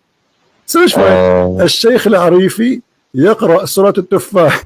And this is the guy. Here we go. This is the French guy in the stage. It was a horrible. The guy, he said, okay, listen again. I will repeat it for you again. I don't see. Well, I don't. No, I don't see it yet on your screen. Hopefully, someone can put it in the chat so I can. Oh, okay. Yeah, and this is the French guy. Al-Arifi is very famous person, you know. So, and this is the French guy, and the guy here is the translator, and this is Al-Arifi. So he was saying to him, okay, I will recite for you a chapter, two chapters. One is a true Quran and one is a fake Quran. You tell me which one touch your heart. Al-Arifi, he really did a good job. He sang a chapter which is fabricated. It's called At-Tufah. Hassan singing about At-Tufah, whatever, made it exactly look like Quran. Sound like the Quran. So the guy, that's haram. That you can't. Well, he want to show them, my friend. He want to show them how he will make him cry. Even the guy, he do not know which one is Quran. The Quran will touch your heart right away. The guy, he chose the apple chapter. And this is very embarrassing and very stupid of them. You know, in the beginning, I thought maybe they got this guy, maybe like, you know, he's one of them. You know what I mean? Like, okay, he will go on the stage and he will say, I chose this one. But looked like it was honest. Honest try, but it was honest, and this is why they will never do it again. Here we go. This is the link. I will post it here. I wish I can play it because people will die laughing from the singing. And the guy, if you hear his singing, he make it look like Quran, really. You know, I mean, the guy, he really did a very good job. So anyone who don't understand the Quran, if you sing anything sound like Quran, and this guy, because he's a sheikh, he knew exactly how to make any sentence sound like the Quran by singing it. You know what? I'm going to give you the link so you can watch it and you can love it. When okay, so hello, what you're saying is, you know, the Bible is from God because when you read it you feel something. Always, my friend, God. That's what you're trying to tell me. That's not only you feel something. You see, there is a present of God in the words, which means you feel something will change you, not something just will touch you for a second and will go. You will change. You will be a different person. So it's not just like, okay, you know, if I go in a hot room, I will get hot, correct? Right. Okay, if I go outside in the cold, I will get cold. But this has nothing to do with God. When I am in a hot room, I will be hot, right? But if you are really a person who adopt what you just learned, that will change you. It's not about now I'm crying. It's not about I feel something. It's Okay. about I will be a different person. This is why we Christian, I don't know if you heard this term, that we say we are born again. Yeah, So I've heard. with the Messiah, we will be reborn again. Is that physically reborn? It is more than physically reborn. It's about me being a new person by Christ. So me yesterday, I when I was a kid, I don't know how age you are, is yours. When I was young, if I see a person, look at me, I want to fight. If I see a fight in the end of the street, I run there just to join. You know, I used to be a totally different person. Just tell me a fight, I will be there right away in 2 seconds. Don't tell me why. Don't tell me what the reason. You know, I remember once there's the one guy fighting two guys, so I took the side of the one guy because it's not fair. So I took the side, and then we finished the fight. The other two guys, they ran away, and then the guy, he says to me, "So do I know you?" I said, "No." Do I know you? I said, "No, you don't know me. I do not need to know you. Why I need to know you anyway?" So he said, "Why you joined the fight then? Look at what happened to your shirt." I said, "Well, none of your business. Just go. Otherwise, I will fight with you too." So I saw that the guy is alone, and he's not equal to them. He is a little bit short, and they are taking advantage of him. So I joined the fight of the guy who is weak, and I believe this is the right thing to do. But I used to be a different person since I became, you know, in touch with the Messiah. I like, let us say, the process of a changing continue. It's not just something would happen in a second. It's going to be a process. It's like a train going in the right direction. Okay. Sorry. All right. Thank you, Christian Prince. All right, I have to go. All right, my friend. Take care. Okay, you too. Bye-bye. Bye.